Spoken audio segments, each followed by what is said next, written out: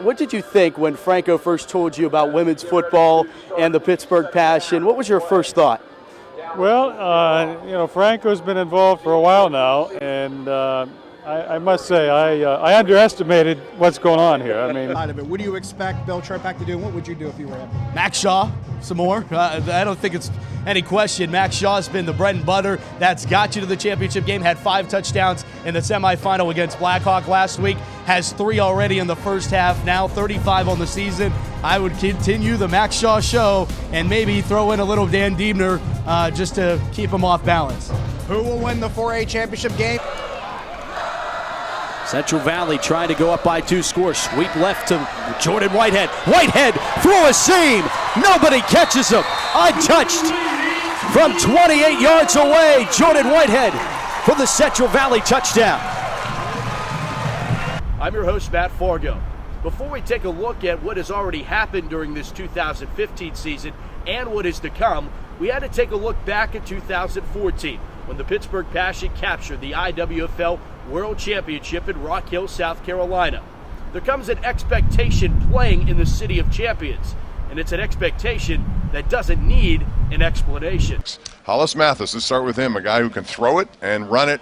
He just does everything for Penn Hills. Yeah, over 2,300 yards this season for Hollis Mathis, and can do it, as you said, with his arm and his legs. 34 touchdown passes, 9 rushing touchdowns as well. 9 interceptions, something you got to keep an eye out for this West Allegheny ball-hawking defense, no question about it. So, yeah, Hollis is going to be where that offense flows through, and they have a nice change of pace, though. Tank Smith. Is there a better running back in the WPL named Tank Smith?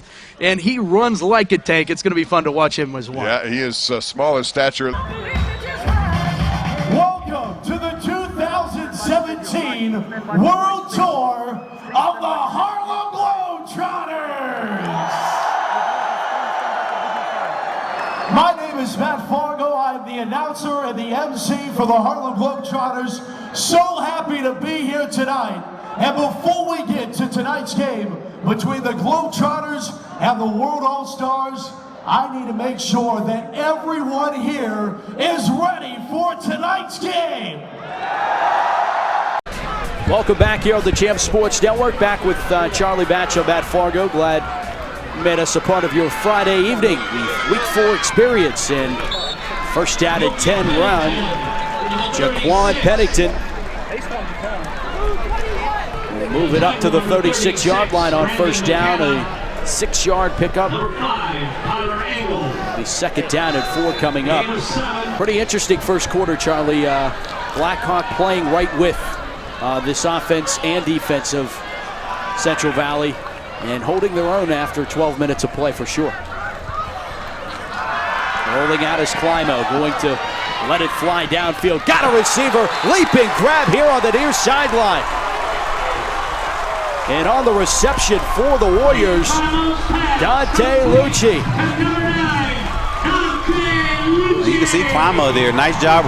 Play action pass to the right, being patient, allowing his receiver to come out of the break. Held on to the football just long enough to take the hit, but deliver the football with accuracy. Phenomenal catch, though. Sets up first and 10 for the Warriors at the Cougar 47-yard line. Handoff off the right side. It's Pennington, and he bounced off the one down to the 30-yard line. Jaquan Pennington picking up 15 yards and a Warrior first down. You can see Pennington off to the right-hand side there. Nice job of Nick Collins pulling around the edge. If he can get behind his blocker there, that could have went for 6. Excuse me, not Nick Collins, Josh Collins. One of the Collins. First down and 10. Offset eye. Climo under center and back to pass. Looking left as pressure comes. Rolling out. Going to be tough to throw, and he won't be able to. Bottled down. Nice play defensively on the stop for the Cougars. Wearing 58 in white. Brandon DeLuca. And then that's the second time we've called Mr. DeLuca's name this afternoon. He put the penetration on because initially I thought Climo climb. I thought he had protection, but he felt the pressure, rolled out to the left there, and before you know it, he couldn't. The receivers are already running down the field, and he couldn't deliver rolling out to the left like that. 2nd and 10, so he doesn't lose anything. A sweep to the right side, and it's Pennington again, trying to get the corner. Pennington to the 20, and pushed out of bounds, and then an extra effort, and there comes a flag. Angle wanted to give Pennington an extra shot coming up on the track on the near side, and Pennington got away with that first shove because you didn't know if he was going to head out of bounds, but once they were, Angle gave him a second push, and that was the one that drew the flag. That was an easy call for the ref. I mean, that's a dumb play by Angle there. I know he wanted to be aggressive, but when you get 5 yards outside of out of bounds, you can't push him out by the track, and it just made it an easy call, especially toward the home sideline. Yeah, the fans helped with that call as well with the ooze. So half the distance will make it 1st down and goal from the 9-yard line.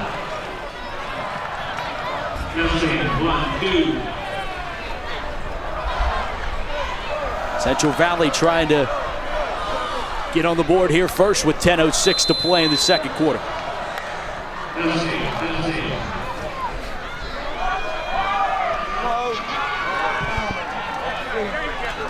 Limo lines up under center. No, sweep right. And it's Jordan Whitehead to the pylon, diving out at the 2-yard line is Whitehead. Down to the 2. It will be 2nd and goal from there. And for how much Whitehead is praised, he's not all of this offense, and I think that's what makes it so dangerous, that there's so many options for Central Valley to go to, whether it be on the ground or in the air. And that starts with that line of scrimmage right there, and you can see both of them playing off of each other, and they're doing a lot of damage off to the right-hand side. Lima from under center hands it off, trying to get onto the end zone.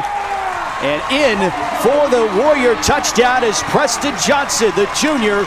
Plunges in from 2 away, 7 from 2 for 6. And Central Valley is on the board first with 9:55 to play in the 2nd quarter. Everything was going off to the right-hand side. They ran a counter to the left. Big hole, and Johnson actually dove right in for the touchdown, and great job on that possession right there by Central Valley, driving the football field to put points on this board. The way that women's football continues to develop and get bigger and bigger, it seems like the sky's the limit for where the future of women's football can go. I definitely believe that. I've always been a strong proponent and supporter. I have twin daughters, so from day one, I was heavy into women's sports. With more first half analysis, here's Josh Taylor and Matt Fargo. Thank you very much, Bob. Matt Fargo, we talked about this before this game started. The first time these two teams met, Our Lady of the Sacred Heart and Rochester, we talked about how Our Lady of the Sacred Heart did such a great job of shutting down Rochester's run game. They were the only team in the season that held them to 100 yards rushing. It's been more of the same throughout this first half. Certainly has. Tyler Bradley's gotten all the publicity, and rightfully so, over 3,000 yards, 8,000 on his career. But it's the Charger defense. They say defense wins championships. Boy, is that being proven here today. And let's take a look at the defensive highlights here. It seems like the same kind of broken record over and over again. Every time Rochester tried to make a play with the ball, Olsh was either meeting them at the line of scrimmage or meeting them in the backfield. You see Noah White leather dumped there by a handful of Olsh tacklers. It seemed like there were white and purple jerseys throughout the backfield all in the first half. Yeah, everybody's swarming to the football right now. You got the freshman coming up and making a big play there in Pearson. And now Tyler Bradley being able to call his own number, his only 2nd rushing touchdown of the season, doing it on the big stage at Heinz Field. He's usually a guy that's known for throwing the football. 42 touchdown passes during the regular season, and he bombed in another one here. Yep, there's touchdown number 43 to Andrew Snarry, coming off of what was a really somber moment in the injury, and then they come right back the next play and make that big play to give them a 2-touchdown advantage going into the locker room. The injury to Noah Campbelong, and that's one that head coach Dan Brantley talked about. He said he had no new information. Hopefully we'll have more as the game goes along. But as we look at the halftime statistics here, we'll take a look at these numbers. We already mentioned the rushing yards on Rochester's side. But here, let's look at this. 71 passing yards for Olsh. The one success that Rochester's been able to do is a couple big plays in the passing game, Matt. Yeah, and it's you're not expecting that it's going to happen. In fact, Rochester snapped the ball 43 times last week in the semifinals. They ran the ball 41 times, just 2 attempted passes an entire game. So a big difference when you're expecting run in that two-headed monster attack of Rochester that Olsh has been able to shut down. I think the other thing that stands out to me is Olsh being kept to under 100 yards in the first half. That hasn't been done very often this season. Speaking of being held, special teams has been a problem for both of these teams. The punt game has been affected massively. As far as special teams goes, Rochester's had a couple of bad snaps that have hampered them, and it looks like special teams continues to be an issue as we go through the first 2 quarters. Yeah, a couple punts that go up the elevator shaft and not being setting up good field position. It's really been a first half of field position, especially for Our Lady of the Sacred Heart, not able to take advantage early, but then got to be able to get those feet under maybe a little bit of championship nerves on the big stage, but the offense of the Chargers has settled down, and now you have to look to Rochester to be able to, can they be able to get into a track meet? They're run first, as we've mentioned. Can they get into this track meet with a high-scoring offense if Olsh is able to start clicking like they have towards the end of the second quarter? On the other side for Rochester, Gene Matsuk has quite an impressive resume. We talked about it before the game, how the Matsuk family just has that coaching and excellence in its blood. So we know now that one of these two guys is going to come away with a championship. Another chapter is going to be written here. Well, when you're a younger sibling, which I know you can attest to, I can't, but when you're a younger sibling, you get the hand-me-down. Sometimes you get a car or clothes. Gene Matsuk got the Rochester Rams, and he's done a really great job with them as they're back in the finals and going to try to make a comeback here in the second half. 2 quarters away from crowning a champion, or could it? Tonight on the Champs Sports Network, it's our Panera Bread Bowl High School Football Game of the Week here from South Van as the Lions take on the Rebels from St. LaSalle. Joined alongside Charlie Batch, I'm Matt Fargo. Charlie, it's the midway point of the WPL season, and we have 2 undefeated teams. It's a battle of the century here tonight. It really is. You can see the atmosphere is great. The fans are ready to go. And these 2 teams, they are ready. They've been prepared, and they've been ready since the schedule came out. This one, the first test for either of these teams. Will they get a grade A? We'll stick around and find out. It's our Panera Bread Bowl on the Champs Sports Network. Kickoff coming up next. Yeah, Chris, a very special guest with us here. Passion co-owner and Steeler great Franco Harris joining us. Franco, get a chance to see the Pittsburgh Passion in person. I know you've come to quite a few games this year. Very impressive club here in 2013. Matt, and very impressive, so far lead tonight. High school football game of the week coming up next. And now, ladies and gentlemen, boys and girls, it's time to meet and greet the world famous, the original Harlem Globetrotters!